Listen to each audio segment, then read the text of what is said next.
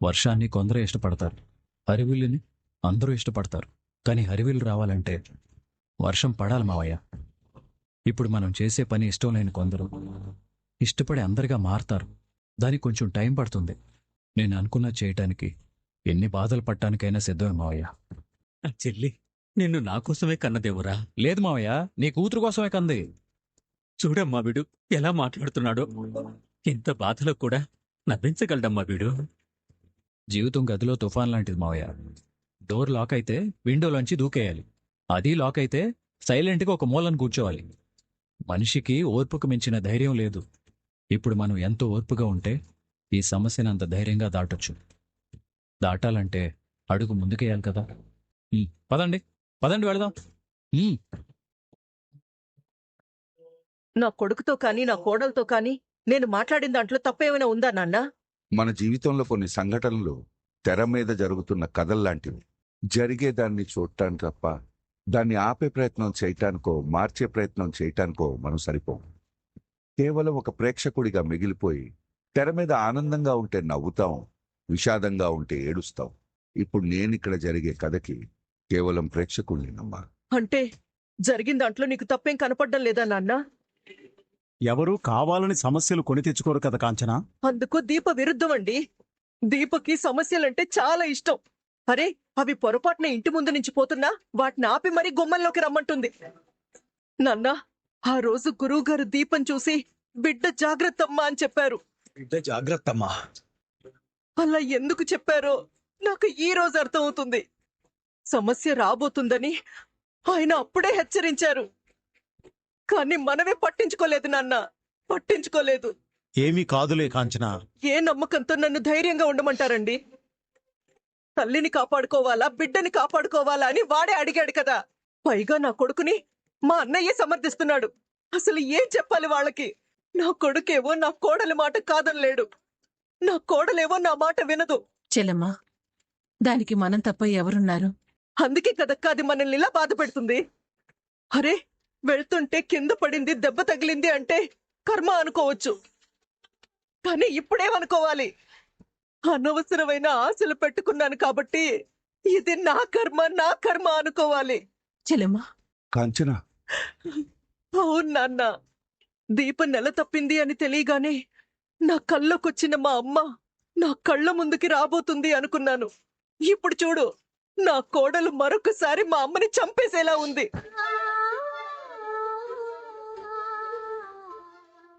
నేను ఇలాంటి ఆశలు పెట్టుకోవడం తప్పే. నేను అత్తగారిని కాబట్టి నా సంగతి వదిలేయండి. కనీసం భర్త గురించైనా ఆలోచించాలి కదా నాన్న. వాడి ప్రతిరూపాన్ని కడుపున మోస్తున్నప్పుడు ఎంత బాధ్యతగా ఉండాలి. పుట్టే బిడ్డ గురించే నేను అంత ఆలోచిస్తే ఆ బిడ్డని మోసే దీప గురించి ఇంకెంతలా ఆలోచిస్తాను. అంత బాగానే ఉందనుకున్న ప్రతిసారి ఏదో ఒక సమస్య మొదలవుతూనే ఉంది. ఇది పొరపాటున జరిగిందో మరో కారణం చేత జరిగిందో కాదక్కా, స్వయం కృతాపరాధం.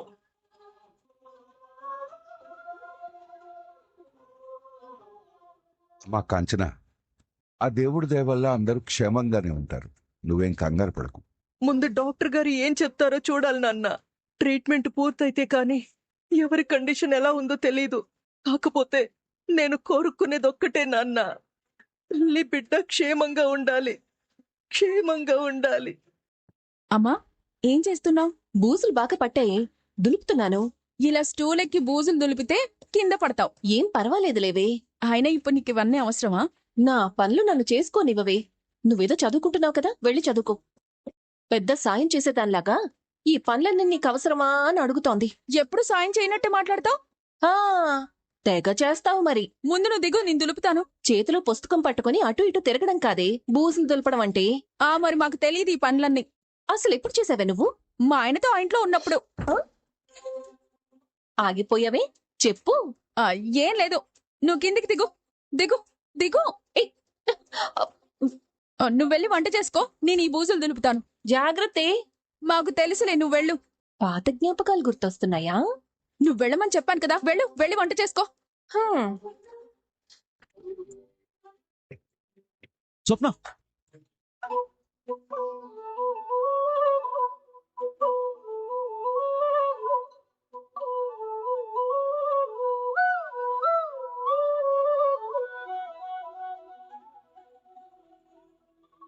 అల్లుడు గారికి భలే అవకాశం దొరికింది. ఇప్పుడు ఇదేమంటుందో. డ్రైవర్ గాడివి, నువ్వు నన్ను పట్టుకున్నావేంటి? Sorry madam. ఆ! అమ్మా! అమ్మా, చచ్చానురా దేవుడా. అమ్మా, ఏంటమ్మా? కింద పడ్డాను.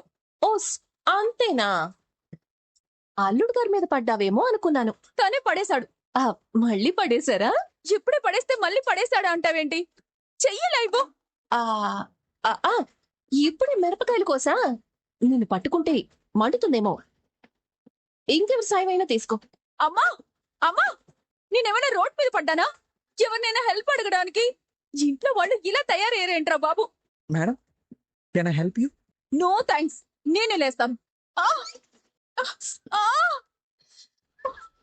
అమ్మా, అమ్మా.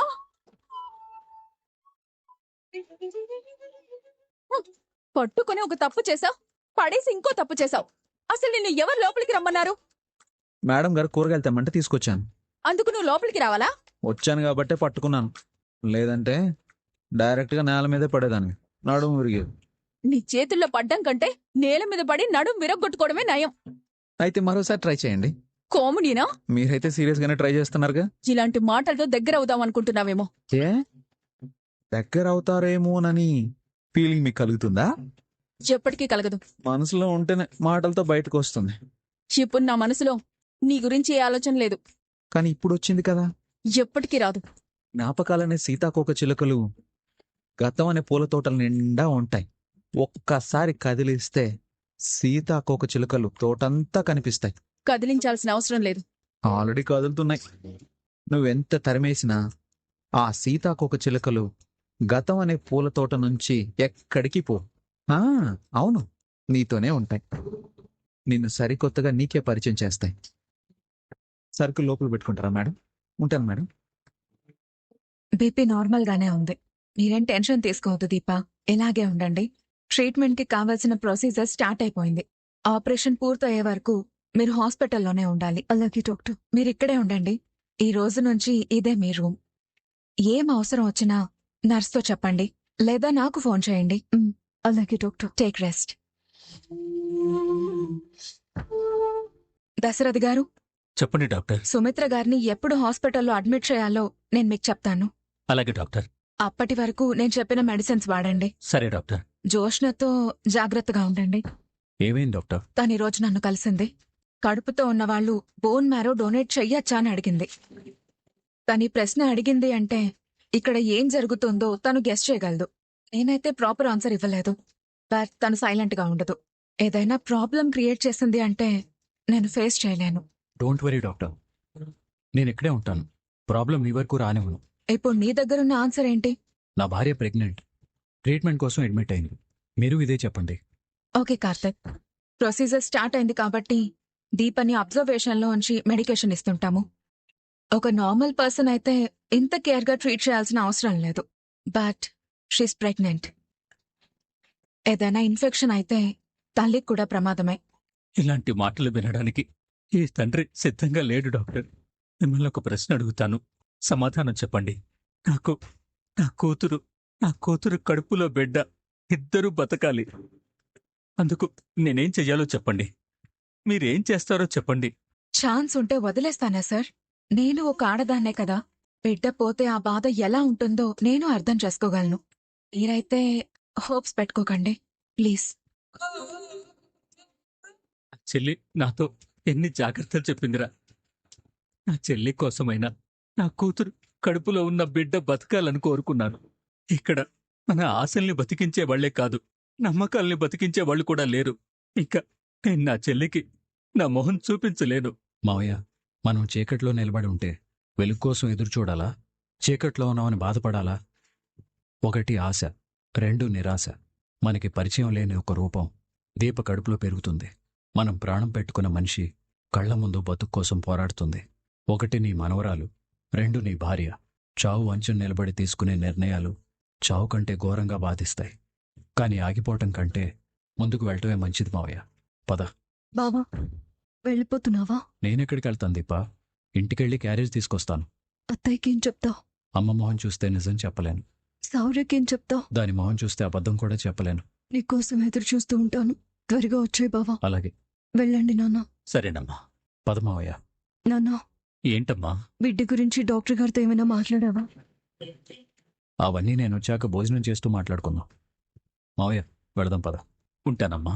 నాన్న, అమ్మ జాగ్రత్త. పద మావయ్య. కోరుకున్నట్టు నా కూతురే నీ ఇంటి కోడలైంది. వీలైనంత త్వరగా నీ గూటికి నువ్వు చేరుకుంటే మంచిది. లేదంటే చివరికి ఏ గూడు మిగలదు. దీప పని మనిషి అని ఎవరు చెప్పారు? దీప పని మనిషి కాదు. మళ్ళీ బ్లడ్ వస్తుందా డాడీ? నేను చేస్తాను. నువ్వు ముట్టుకోకు. రేపటి నుంచి మేము రావట్లేదు సార్. డాక్టర్ గారు మామని రెస్ట్ తీసుకోమన్నారు. కడుపులో ఉన్న బిడ్డని వదిలించుకోవాలనుకుంటోంది. ఒరిజినల్ ఎప్పుడు ఒరిజినలే, ఫేక్ ఎప్పుడు ఫేకే. జరిగినవన్నీ ఆలోచిస్తే నేనేమని అర్థం చేసుకోవాలి? వాళ్ళకి నిజం తెలియడం వల్ల ఇలా చేస్తున్నారని అనుకోవాలా, లేదా నేను ఇలా అనుకునేలా అవన్నీ జరుగుతున్నాయా? డాడీని రెచ్చగొట్టి తనకేం తెలుసో చెప్పించాలి. Hi daddy. సుమిత్ర టాబ్లెట్ వేసుకుందా? అదేంటి డాడీ, మీ మమ్మీ టాబ్లెట్ వేసుకుందా అని అడిగేవాడివి, ఇప్పుడేంటి కొత్తగా అడుగుతున్నావు? రెండు ఒకటే కదా. నువ్వెక్కడికి వెళ్ళావు డాడీ? చిన్న పనుండి వెళ్ళాను. అదే ఎక్కడికో తెలుసుకుందామని అడుగుతున్నాను. జ్యోత్స్న, కొన్ని విషయాలు ఎంతవరకు అడగాలో అంతవరకే అడగాలి. రెస్టారెంట్కి ఫోన్ చేస్తే నువ్వు రాలేదని చెప్పారు. మరి నువ్వు ఎక్కడికెళ్ళావో ఓ కూతురుగా అడిగే రైట్ నాకు లేదంటావా? నేనెక్కడికి వెళ్ళానో నీకు తెలియాలి, అంతే కదా?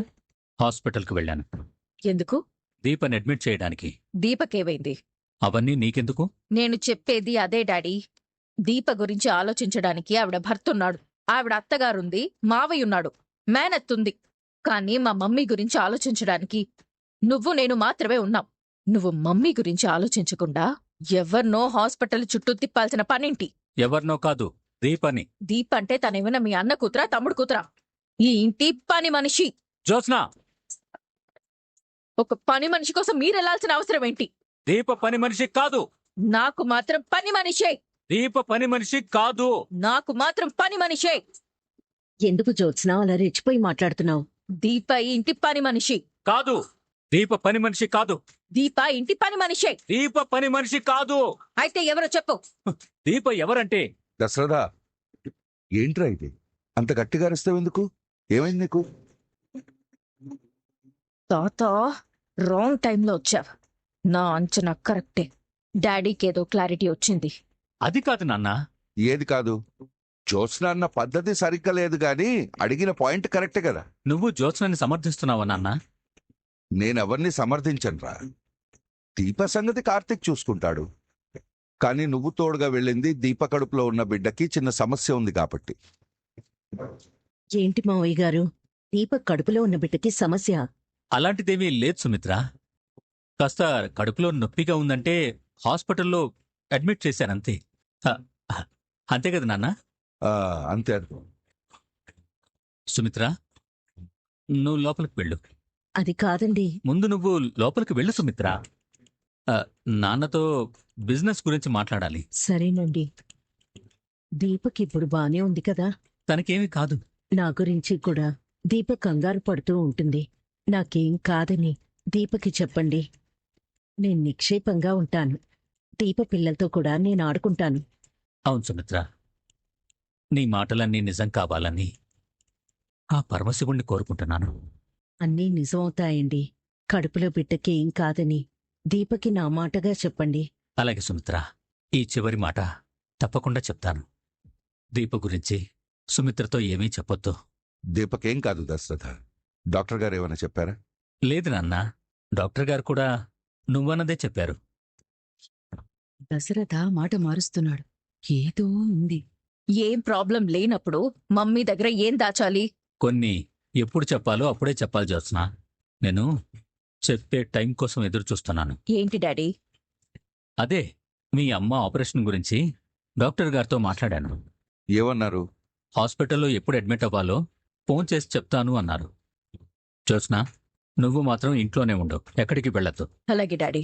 టైం లేదు, దగ్గర పడింది. దేనికి డాడీ? ఆపరేషన్కి. డాడీకి నా గురించి తెలిసిపోయినట్టే ఉంది. ఒకసారి దాసుని కలవాలి. నమస్కారం ఫ్రెండ్స్. ఎపిసోడ్ ప్రారంభంలోనే అనసూయమ్మ కన్నీరు మున్నీరుగా విలపిస్తూ కనిపిస్తుంది. దీప ఎదుర్కొంటున్న కష్టాలను చూసి ఆమె తట్టుకోలేకపోతోంది. దేవుడా, ఏ పాపం తెలియని ఆ పిల్లకి ఇన్ని కష్టాలా అని ఆకాశం వైపు చూసి ప్రశ్నిస్తుంది. దీప పడుతున్న బాధను చూసి తను అసలు జీర్ణించుకోలేకపోతోంది. ముఖ్యంగా దీప తన ప్రాణాలను పణంగా పెట్టి చేస్తున్న పోరాటం అనసూయను కలిచివేస్తోంది. ఇక దశరథ్ పరిస్థితి వర్ణనాతీతం. కుటుంబ పెద్దగా అందరినీ ఓదార్చాల్సిన ఆయనే కన్నీళ్లు పెట్టుకోవడం చూస్తుంటే పరిస్థితి ఎంత తీవ్రంగా ఉందో అర్థం చేసుకోవచ్చు. దీప పట్ల తనకున్న మమకారం, ఆ బిడ్డ పట్ల ఉన్న బాధ్యత తనను ఉక్కిరిబిక్కిరి చేస్తున్నాయి. తను ఏమీ చేయలేని నిస్సహాయ స్థితిలో ఉన్నానని ఆయన కుమిలిపోతాడు. కుటుంబ సభ్యులందరూ ఒక్క దగ్గరే కూర్చుని దీప గురించి చర్చిస్తుంటారు. ప్రతి ఒక్కరి ముఖంలోనూ భయం స్పష్టంగా కనిపిస్తోంది.